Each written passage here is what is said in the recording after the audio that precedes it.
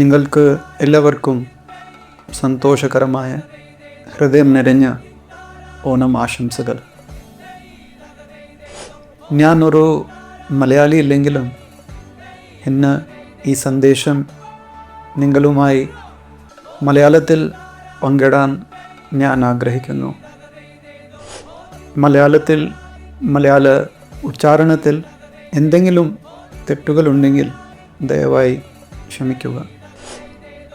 എനിക്ക് ഓണമുമായി ബന്ധപ്പെട്ട മനോഹരമായ ഓർമ്മകളുണ്ട്.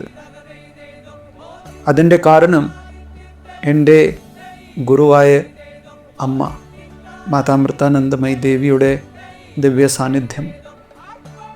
അമ്മയുടെ ദിവ്യ സാന്നിധ്യത്തിൽ കേരളത്തിൽ ഞാൻ അനവധി ഓണങ്ങൾ ആഘോഷിച്ചിട്ടുണ്ട്. ജനനം കൊണ്ട് ഒരു മലയാളി ഇല്ലെങ്കിലും ഹൃദയം കൊണ്ട് മലയാളി തന്നെ പറയാം. കാരണം എൻ്റെ ഗുരുനാഥൻ, എൻ്റെ അമ്മ കേരളത്തിൽ ജനിച്ചിട്ടുണ്ട്, മാതാമൃതാനന്ദമയി ദേവി. സാധാരണമായി ഓണത്തെക്കുറിച്ച് സംസാരിക്കുമ്പോൾ ആദ്യം ആളുകൾക്ക് ഓർമ്മ വരുന്നത് സദ്യാഭക്ഷണമാണ്. പക്ഷേ എനിക്ക് ഓണത്തിൻ്റെ ഓർമ്മകൾ ഭക്ഷണവുമായി ബന്ധപ്പെട്ടതല്ല. എനിക്ക് ഓണം ഒരിക്കലും ഭക്ഷണത്തിൻ്റെ ഉത്സവം മാത്രമായിരുന്നില്ല. ശരിക്കും അത് സ്നേഹത്തിൻ്റെ ഉത്സവമായിരുന്നു. ജാതി, മത, ലിംഗവ്യത്യാസം ഇല്ലാതെ എല്ലാ ഓണ ആഘോഷങ്ങളിലും അമ്മ തൻ്റെ പരിശുദ്ധമായ സ്നേഹവും ജ്ഞാനവും തൻ്റെ അടുക്കൽ വരുന്ന എല്ലാവരുമായും പങ്കുവെക്കുന്നത് ഞാൻ കണ്ടിട്ടുണ്ട്. അതുകൊണ്ട് തന്നെ ഞാൻ ഓണം ഓർക്കുന്നത് ആ യഥാർത്ഥമായ ഭക്ഷണത്തിൻ്റെ പേരിലാണ്. അതായത് പരിശുദ്ധമായ സ്നേഹം, ആ പ്രേമം, ആ ജ്ഞാനം, അതാണ് യഥാർത്ഥമായ ഭക്ഷണം.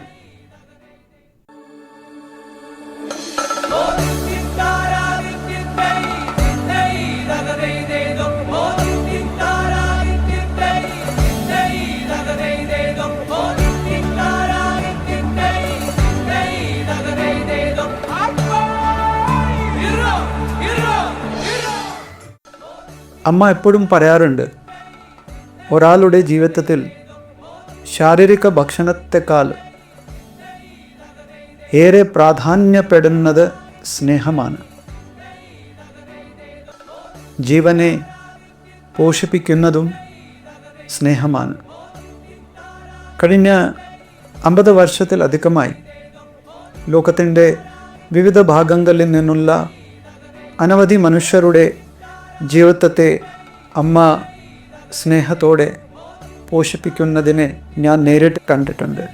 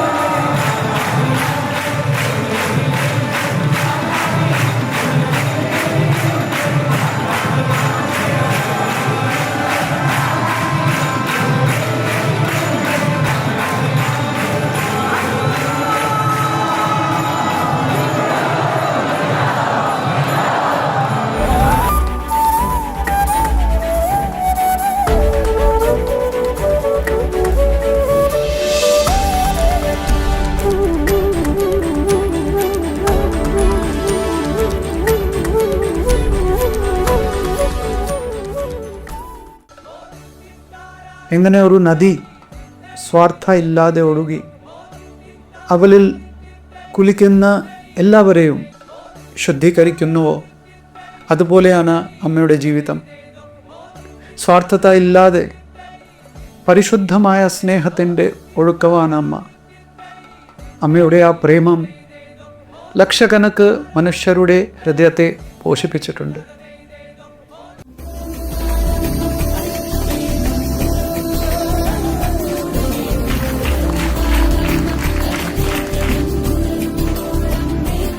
ഇന്നത്തെ ഈ സമൂഹത്തിൽ നമ്മളുടെ ഓരോ കുഞ്ഞുങ്ങളും വളരെയധികം പോരാടിക്കൊണ്ടാണ് ജീവിക്കുന്നത്. പക്ഷെ ഞങ്ങളെപ്പോഴും ഒരു അമ്മയുടെ ഗർഭപാത്രത്തിൽ ജീവിക്കുന്നത് പോലെയായിരുന്നു ഈ അമൃത നികേതനത്തിൽ, ഞങ്ങളുടെ അമൃത ആശ്രമത്തിൽ ഞങ്ങൾ ജീവിച്ചത്. അതിനൊരിക്കലും ഞങ്ങൾക്ക് ഉണ്ടായിരുന്ന ഒരു സുരക്ഷിതത്വം ഇന്നും ഞങ്ങൾക്കുണ്ടെന്നുള്ളതാണ്. ജീവിതത്തിൽ ഒരുപാട് അനാഥത്വം അനുഭവിച്ചിരുന്നവരെയാണ് അമ്മയുടെ നേതൃത്വത്തിൽ ഈ ഹോസ്റ്റലിൽ പാർപ്പിച്ചുകൊണ്ട് മെച്ചപ്പെട്ട വിദ്യാഭ്യാസം പ്രദാനം ചെയ്തത്. ഇന്ന് ലോകത്തിന്റെ വിവിധ തലങ്ങളിൽ ഉന്നത സ്ഥാനങ്ങൾ അലങ്കരിക്കുന്ന വ്യക്തിത്വങ്ങളായി വളർത്തിക്കൊണ്ടുവന്നു എന്നുണ്ടെങ്കിൽ അത് ഈ സമൂഹത്തിന് അമ്മയുടെ നേതൃത്വത്തിൽ നൽകിയ, മഠത്തിന്റെ നേതൃത്വത്തിൽ നൽകിയ ഏറ്റവും വലിയ ജീവകാരുണ്യപരമായിട്ടുള്ള നേട്ടമാണ് എന്നുള്ളത്.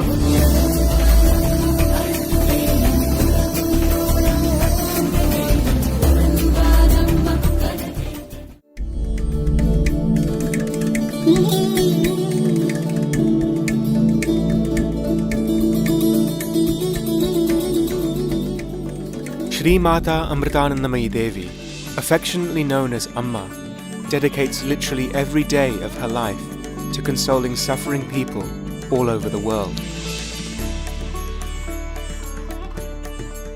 Her message and the essence of her compassion is expressed in her darshan, the motherly embrace she has given to more than 33 million people throughout her life.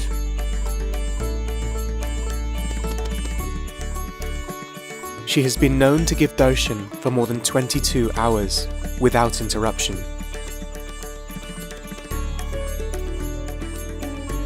When people pour out their hearts to Amma, she offers them emotional solace, spiritual guidance, and concrete solutions to their problems. Receiving Amma's embrace, many feel inspired to offer selfless service to those in need. സ്നേഹം നമ്മുടെ ജീവിതത്തിൻ്റെ സാരമാണ്. പക്ഷേ ദുർഭാഗ്യവശാൽ പലർക്കും അത് തിരിച്ചറിയാൻ സാധിക്കാറില്ല. മറ്റ് മനുഷ്യരോട് മാത്രമല്ല, എല്ലാ മൃഗങ്ങളോടും സസ്യങ്ങളോടും പർവ്വതങ്ങളോടും പ്രകൃതിയോടും നാം കാണുന്ന എല്ലാത്തിനോടും ഉള്ള നമ്മുടെ ഐക്യവും സ്നേഹവും നമുക്ക് അനുഭവിക്കേണ്ടതുണ്ട്. ഹൃദയത്തിൽ സ്നേഹമില്ലെങ്കിൽ അഹങ്കാരം തൻ്റെ ഭീകരമായ മുഖം കാണിക്കും. അമ്മ എപ്പോഴും പറയാറുണ്ട്, പ്രേമം പ്രകാശം പോലെയാണ്. പ്രേമമില്ലെങ്കിൽ ഇരട്ട് പിടിമുറുക്കും. ആ ഇരട്ടാണ് അഹങ്കാരം. അഹങ്കാരം മറ്റുള്ളവരെ ചൂഷണം ചെയ്യും. അതുകൊണ്ടാണല്ലോ ഇന്ന് മനുഷ്യർ മറ്റുള്ള മനുഷ്യരെ ചൂഷണം ചെയ്യുന്നത്.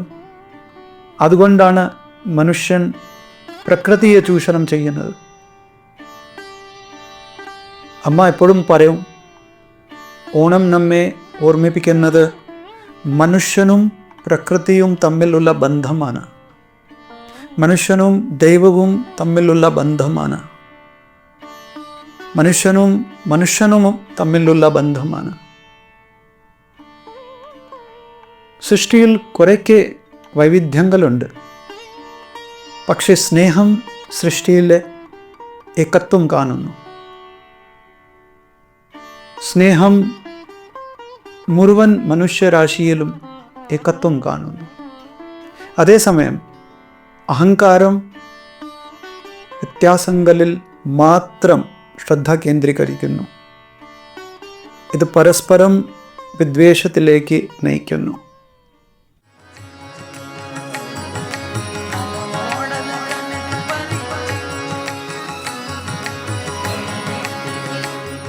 When Amma is hugging people, I try and sit behind her, and I feel a very strong energy that fundamentally shifts me. I forget that I'm hungry, I forget. She's not talking to me, she's not hugging me. I'm just there. There's this little space, like a bubble around her. And I come out of it feeling energized. And then I tell myself, no, it's only because of my own mental psychology. Everybody's told me about Amma. I see the reactions of people. I'm moved by that. It's an emotional thing. I recognize it's not.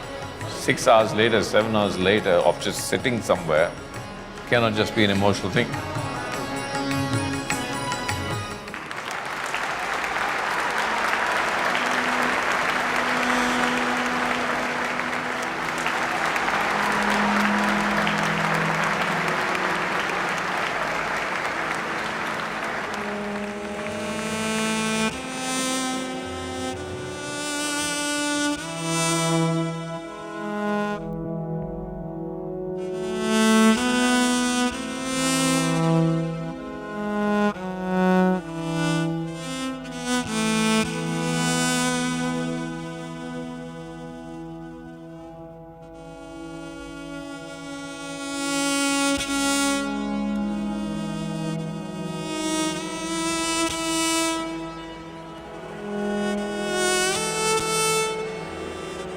The science of compassion. Are we able to discover what it really is? എനിക്ക് ഓർമ്മ വരുന്നു, നമ്മുടെ ആശ്രമത്തിൽ പലപ്പോഴും പാടുന്ന ഒരു മനോഹരമായ ഹിന്ദി ഭജൻ, പ്രേമ he ജീവൻ കാ ആധാർ ഹെ.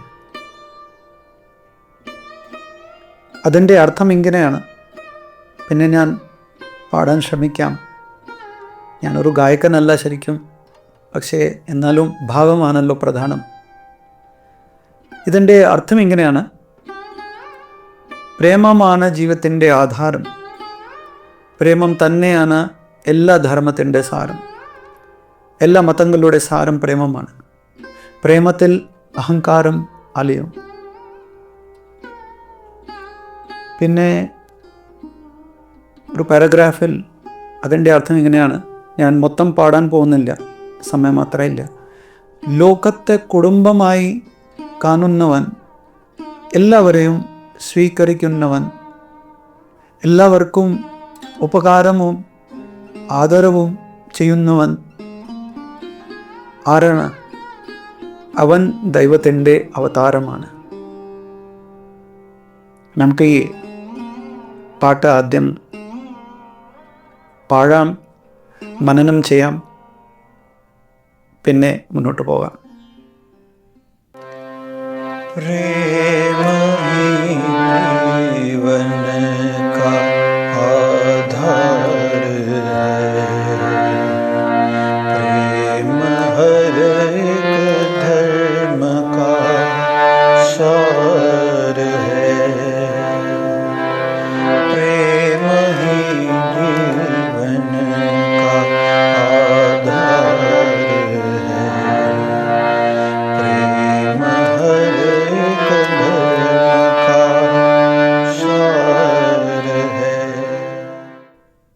അമ്മയുടെ അടുത്ത് ഇരിക്കുമ്പോൾ വസുദൈവ കുടുംബകം എന്നത് വെറുമൊരു അലങ്കാര വാക്കല്ല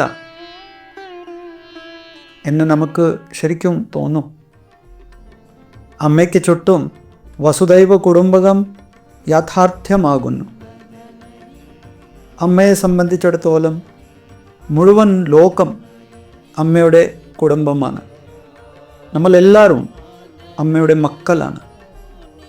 2002 ഗാന്ധി കിങ് അവാർഡ് ചടങ്ങിൽ അമ്മയ്ക്ക് അഹിംസയ്ക്കുള്ള പുരസ്കാരം നൽകിക്കൊണ്ട് ജെയിൻ ഗുഡാൽ പറഞ്ഞത് ഇങ്ങനെയായിരുന്നു: അമ്മ നമ്മുടെ മുന്നിൽ നിൽക്കുന്നത് മനുഷ്യ ശരീരത്തിൽ ദൈവത്തിൻ്റെ സ്നേഹമാണ്. God's love in human body. And I believe that she stands here in front of us, God's love in a human body.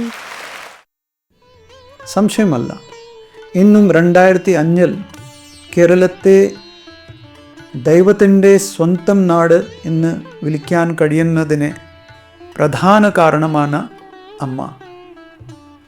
നമ്മളെല്ലാം സ്നേഹം കുറിച്ച് സംസാരിക്കുന്നു, പക്ഷേ എല്ലാവരോടും യാഥാർത്ഥ്യമായി സ്നേഹം പ്രകടിപ്പിക്കുന്ന ഒരാളെ കാണുന്നത് വളരെ അപൂർവമാണ്.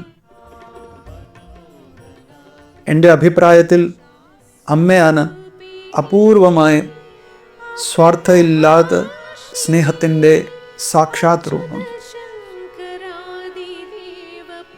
സാധാരണ എല്ലാവരും അഹങ്കാരം മാത്രമാണ്. അഹങ്കാരത്തിൻ്റെ രോഗബാധയിൽ നിന്ന് നമ്മെ മോചിപ്പിക്കാൻ കഴിയുന്ന വളരെ ഫലപ്രദവും ശക്തവുമായ ഒരു മാർഗമുണ്ട്. അതാണ് സത്സംഗം. സത്സംഗം എന്നർത്ഥം സത്യത്തോടുള്ള കൂട്ടായ്മ എന്നാണ്. അമ്മ പോലെയുള്ള മഹാത്മകൾ സത്യത്തിൻ്റെ സാക്ഷാത് രൂപമായതിനാൽ അവരുടെ സാന്നിധ്യത്തിൽ നാം ഇരിക്കുമ്പോൾ അവർ പങ്കുവയ്ക്കുന്ന സ്വാർത്ഥത ഇല്ലാതെ സ്നേഹം ഒരു ആൻറ്റിവൈറസ് പോലെയാണ് പ്രവർത്തിക്കുന്നത്. അത് അഹങ്കാരത്തിൻ്റെ വൈറസിനെ പ്രവർത്തനരഹിതമാക്കുകയും നമ്മെ വീണ്ടും ആരോഗ്യമുള്ളവർ ആക്കുകയും ചെയ്യുന്നു. ശ്രീ ശങ്കരാചാര്യ, ശ്രീ നാരായണ ഗുരു, ശ്രീ ചട്ടമ്പി സ്വാമികൾ, പിന്നെ ഇപ്പോൾ മാതാമൃതാനന്ദമയി ദേവി അമ്മ തുടങ്ങിയ മഹാത്മാക്കളുടെ നാടാണ് കേരളം.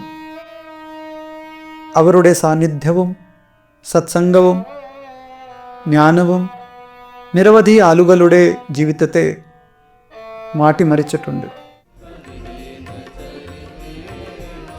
എൻ്റെ ഹൃദയത്തിൽ നിന്നുള്ള സത്യസന്ധമായ ഒരു ആഗ്രഹം ഇതാണ്. കേരളത്തിലെ ആളുകൾ മാത്രമല്ല, ലോകത്തിലെ ഓരോ മനുഷ്യനും അമ്മയുടെ സ്വാർത്ഥത ഇല്ലാതെ സ്നേഹം അനുഭവിക്കാനാകട്ടെ. അമ്മയുടെ ജീവിതത്തിൽ നിന്ന് എല്ലാവരും പഠിക്കട്ടെ. അമ്മയുടെ ജീവിതം തന്നെയാണ് അമ്മയുടെ സന്ദേശം. ഇന്ന് ലോകത്തിന് വളരെ അത്യാവശ്യമുള്ളത് അമ്മയുടെ ഈ ജീവിത സന്ദേശമാണ്. ഇപ്പോഴത്തെ യുദ്ധത്തിൻ്റെയും വിദ്വേഷത്തിൻ്റെയും ഭീകരവാദത്തിൻ്റെയും ഈ കാലഘട്ടത്തിൽ മനുഷ്യർ ശരിക്കും മനുഷ്യരായി ജീവിക്കാൻ തുടങ്ങട്ടെ എന്ന് ഞാൻ പ്രാർത്ഥിക്കുന്നു.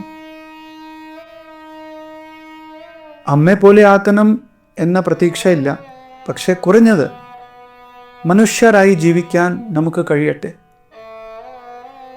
ഇന്ന് മനുഷ്യർ ആർട്ടിഫിഷ്യൽ ഇൻ്റലിജൻസ്, അതായത് കൃത്രിമമായി ബുദ്ധി കണ്ടുപിടിക്കാനും ഗവേഷിക്കാനും തിരക്കിലാണ്. പക്ഷേ യഥാർത്ഥ ബുദ്ധിയും, അതായത് റിയൽ ഇൻ്റലിജൻസ് നമുക്ക് നഷ്ടപ്പെട്ടു. പൊതുബോധവും നമുക്ക് നഷ്ടപ്പെട്ടു. മതത്തിൻ്റെ പേരിൽ, ഭാഷയുടെ പേരിൽ, രാജ്യത്തിൻ്റെ പേരിൽ മനുഷ്യർ എന്നും പരസ്പരം യുദ്ധം ചെയ്യുന്നു.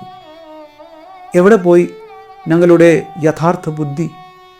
എവിടെ പോയി ഞങ്ങളുടെ പൊതുബോധവും?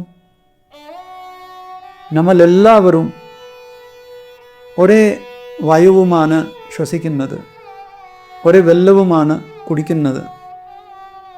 ഈ ലളിതമായി വസ്തുതയിൽ നിന്ന് നമുക്ക് ഒന്നും മനസ്സിലാക്കുന്നില്ലേ? കൊറോണ വൈറസ് ആ സമയത്ത് ലോകത്തെ മുഴുവൻ ബാധിപ്പിച്ചപ്പോൾ എല്ലാവരും ഒന്നിച്ചു ചേർന്നു.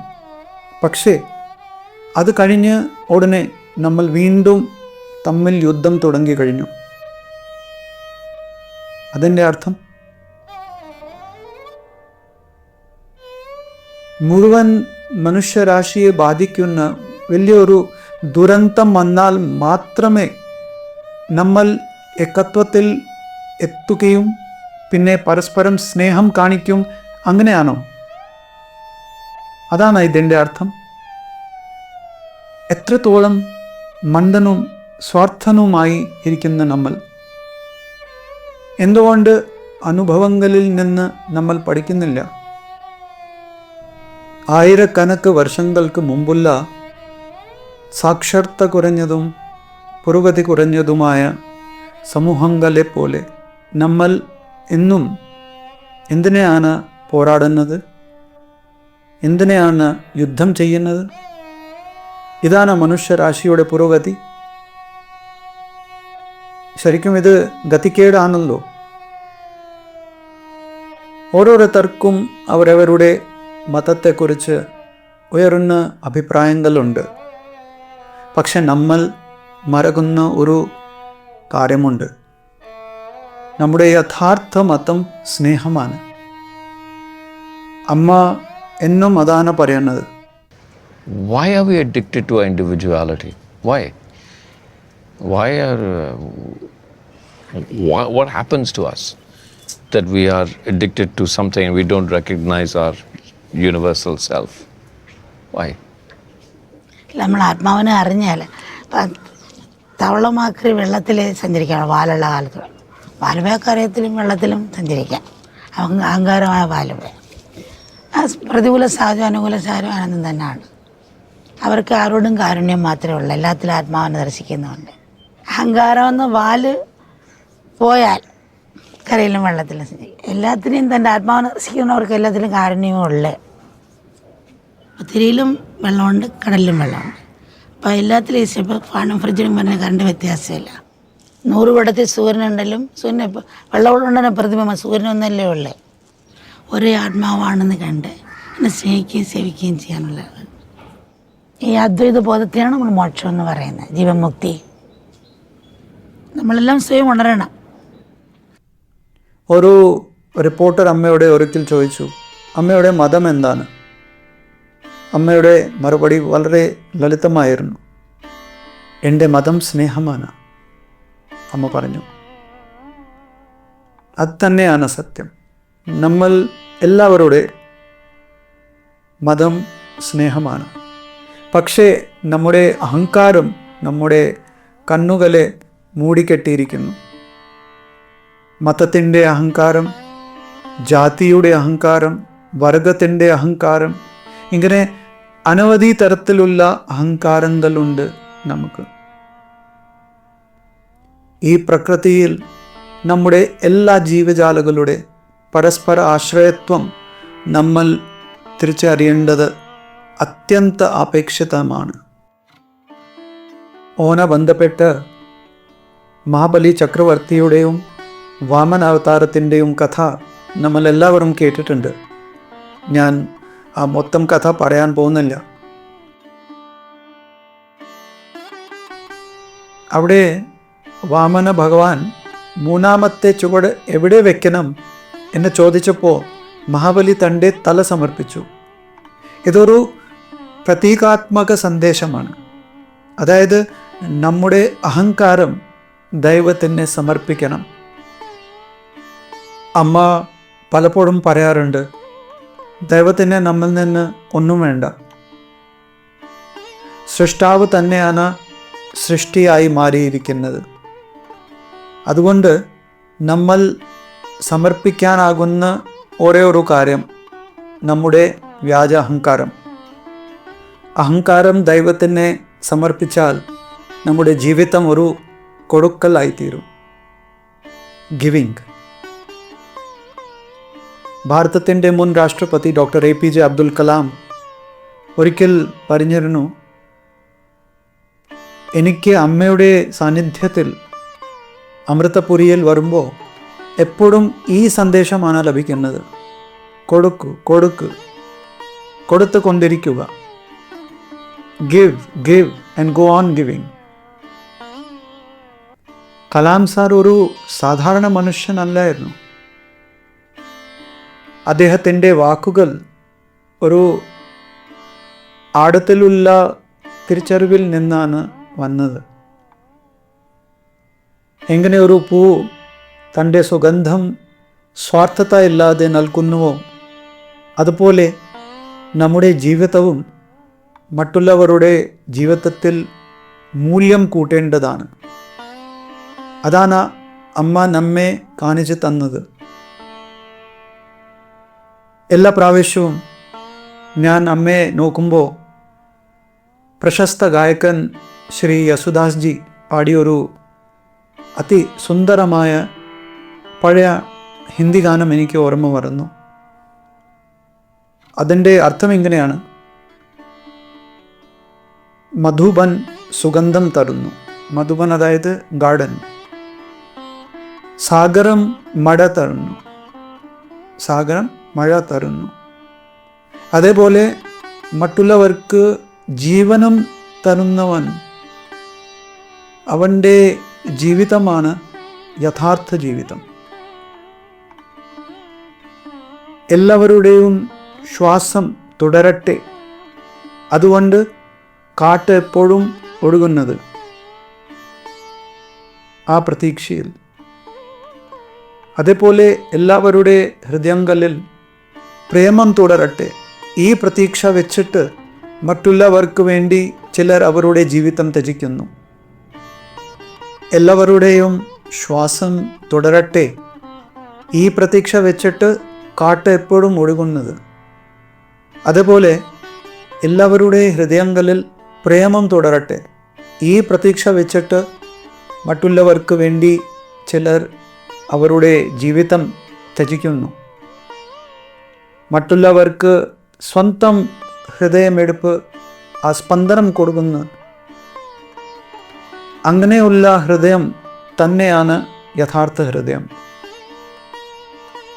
യഥാർത്ഥ ജീവിതം അതാണ്.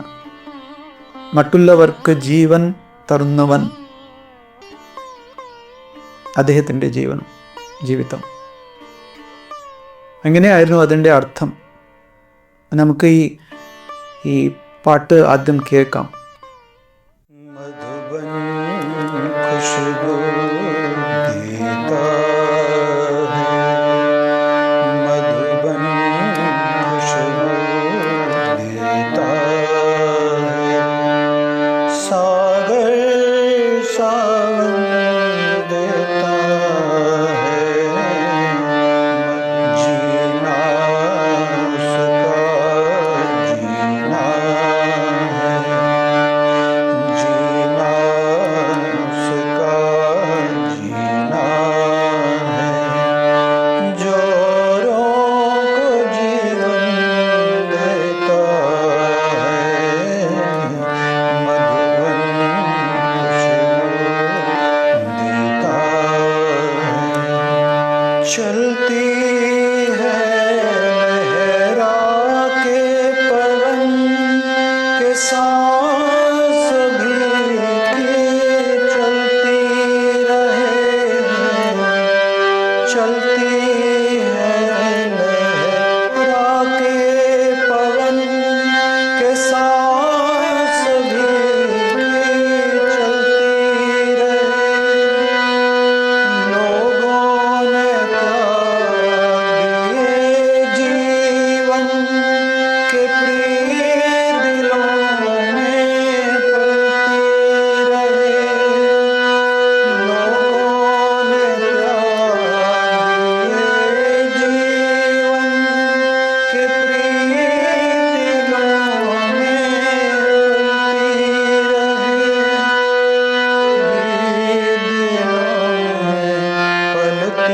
पलती रहे।